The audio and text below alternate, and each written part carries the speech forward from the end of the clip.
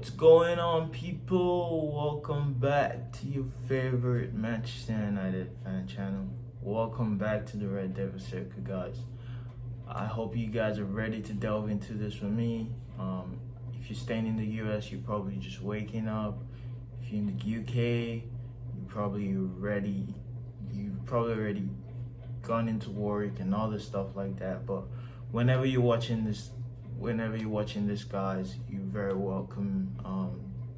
Take your time, take a second and subscribe to the channel and leave a like and tell me how you're feeling with the rumors and how you're feeling with the signings and how you're feeling with what Ineos is doing. And I'm just here to have a conversation with you guys. So keep the comment section rocking, guys, and let's get into this. There's a lot coming out of Manchester United this morning. And I'm gonna delve into this with you guys. So yeah, let's do it. So United apparently dropped a 25 million bid for Manuel Ugarte of PSG to try to lure him away for PSG. The bid, in my opinion, I feel like it's good enough. This guy has not played much football for PSG and internationally maybe, but there's nothing that shows me, apart from his capabilities, there's nothing that shows me that he's worth 25 million in the sense of the transfer market. Because if you look at it, for example, right, Wan-Bissaka could be in a different team and perform as a beast. He could be a beast in a different team, but he's also gotten minutes, and he's not even worth as much in the transfer market. Wan-Bissaka probably 20-30 million, and Ugarte, on the other hand, he hasn't played much football for PSG. I had like just one appearance the whole of last season, so for them to value him at 50 million, it's kind of a concern to me. I don't know if I'll be trying to make that deal happen. Like I said, he's a very talented footballer, so it really depends on what they're trying to achieve here. I mean, is it the only signing you could get? This talks about Casemiro leaving. I'll get into that in a second. With interest from Saudi Arabian clubs, but would you drop 50 million or around that range plus add-ons to meet the valuation for Manuel Ugarte? Because I don't think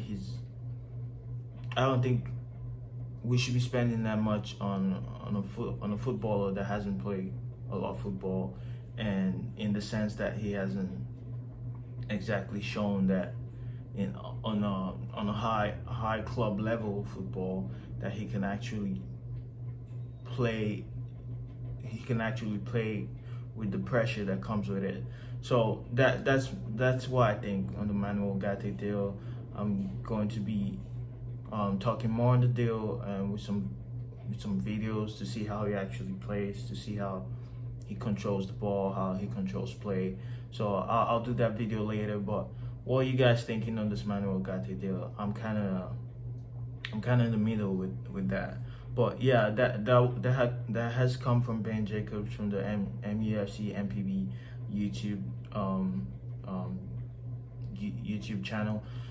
So Ben Jacobs, very reliable source. And earlier during the earlier hours, Fabrizio had come out and saying we just kind of showing interest, but in the recent hours, the development is that Ben Jacobs has reported that Manuel Ugarte, a bid has been submitted for Manuel Ugarte in the range of 25 million, but it has been rejected, and PSG are looking for more as they value the player more.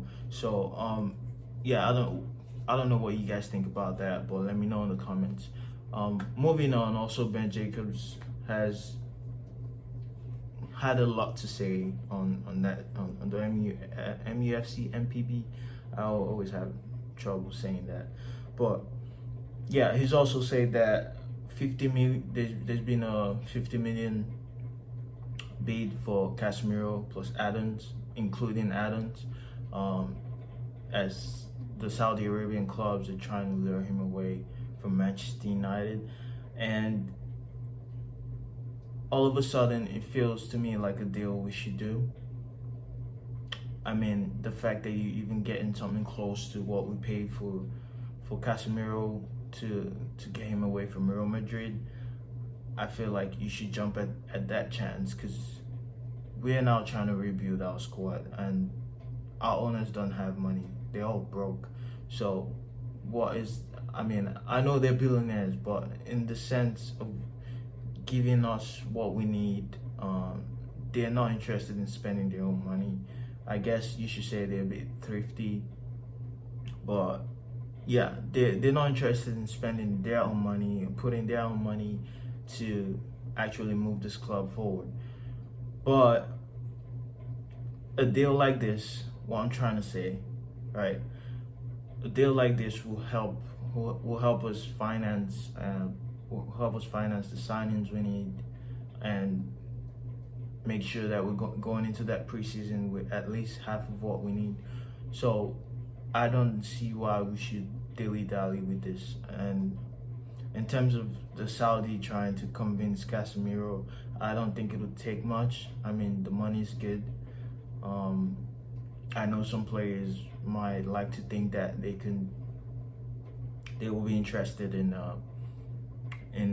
something other than the money, but this is a league that's growing very exponentially, and I don't see why you refuse to go play in the Saudi right now. There's a lot of big players there. The league is improving. Like I said, it's probably going to be one of the top 5 leagues in 10 years. So yeah, I don't see why Casemiro, it would take a lot of convincing to get Casemiro to move to a Saudi side. I know there was a Real Madrid player that recently just moved to a Saudi club as well. So yeah, this is a deal that is viable. It can be done. So we should get that done and use that transfer sum to finance other signings. So yeah, what do you guys think about Casemiro leaving? Let me know in the comments. He's a great player. I think he still has a lot to offer. Last year was just a fluke, and there was a lot just going wrong. In my opinion, he fell out with the manager as well. As you can see, the proof is in the pudding, right?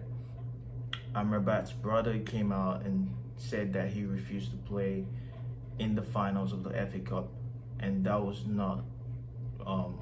nothing that had spanned from an injury concern. So Casemiro refused to play in the finals. So and the fact that people are shitting on Casemiro and forgetting that he was actually playing center back it's insane to me. I don't understand how United fans think sometimes. It's just crazy. You're slaying a player for playing out of position, but you should be giving him credit for playing out of position when other players are injured or other players couldn't be asked. He's actually playing for the team. He's putting his body on the line. But that's beside the point. You're getting 50 million for Casemiro, take that and run away, because that's the best we're gonna get. Moving on, Everton are not in a rush to sign Branthwaite, and that's coming from Ben Jacobs, and they're still sticking with the valuation of 70 million for Jarrod Branthwaite. This is a deal that I don't believe we should jump on. I mean, 50 million is probably pushing it with add-ons. 70 million is just too far off. And they're gauging that from the sense that we bought Harry Maguire for 80 million, which was years ago, from Leicester. It's not the same Manchester United. We're not trying to do things the same way. So with the way they're gauging the valuation is already a turn off for me. I feel like we should be turning away from this deal. He's not that good to go pay 70 million, including Adams, for. I don't see a way we're gonna structure this deal to please Everton. So in my opinion, we should turn away from it. And he just seems like another average player to me, to be honest. It's just too much for a player like that. So I think we should be looking at other options in the center back role. There's been updates that Lenny Euro is going to be going to Madrid, so that doesn't seem viable anymore. The player loved Madrid and Madrid wanted him, so it's kind of it was kind of a clear path there. So yeah, Lenny Euro is probably out of the question, but we should be looking at more options. There's a lot of players out there, especially in the Euros right now, Italian center backs that are proving themselves very worthy to play at club level. We've scouted many teams. It's not like we don't have scouts doing their job. So we really should be looking at other options out there in the center back role. And that is definitely a role we need to fill. But moving on, we're going to talk about Sancho. And I haven't talked about him in this channel for a while just because, in my opinion, what he did was justified, but I don't want to dwell on it too much. Like I said, Ten Hag fell out with a lot of players. He fell out with a lot of players, and a lot of players with egos in that sense, if you look at the track record. And in this game, you have to be able to manage players with egos, because those are the star players, those are the bright players. They're always gonna come with egos, and he's not been able to do that, which is my problem with Ten Hag. But anyway, he according to new reports right now from sports and a Spanish outlet, they are saying that Barcelona has made contact with Manchester United and considering signing Jadon Sancho for they're considering Jadon Sancho on a loan to Barcelona, which I think will be great for both parties. I mean, Jadon Sancho is already tired of the whole situation with Ten Hag. Manchester United are tired of it. The fans are tired of the situation as well. No one really wants to talk about this any longer than we have in the past few months. So it's just great for both parties, right? I think he should be moving to Barcelona if they're actually showing real interest. A loan move there will be fantastic for him, and possibly getting a permanent deal as well. He's a very bright player. He's a bright spark. The way he brings down the ball, the way he accesses the situation and makes the right decisions all the time. He just suits Barcelona so well, in my opinion. So it's gonna be great for him. I feel like the Spanish fans will appreciate his football more as compared to the England fans. I feel like sometimes the English fans don't really understand that kind of football where you just have to be in control of the ball. I mean, Man City played, but if you look at the entirety of the way English fans receive players, I feel like they don't really appreciate Jadon Sancho very well, because it's not just about just sprinting and taking on and that sort of thing, right? You look at players like Bernardo Silva, they take care of the ball so well, and that's what a player like Sancho is. I'm not saying he's Bernardo Silva's level. Silva's miles ahead of him, but Sancho is that type of player. Like, he's patient with the ball, and that's what you need, because when you're patient with the ball, it's hard for a defender to predict what you're going to do. And when you're making the right decisions, and then you know when to accelerate and you know when to decelerate, and you know when to probe, you know when to pass the ball and get it back, you make little movements like that. It's very hard for a defender to keep up, and hence you're taking them out of position, you're pulling them apart from their formation. So that's the kind of thing Jadon Sancho brings to the team, and that's the way Spanish that's the way the Spanish people like to play. That's the way they play in La Liga. They take care of the ball. They like to make little movements like that. They like to keep the ball.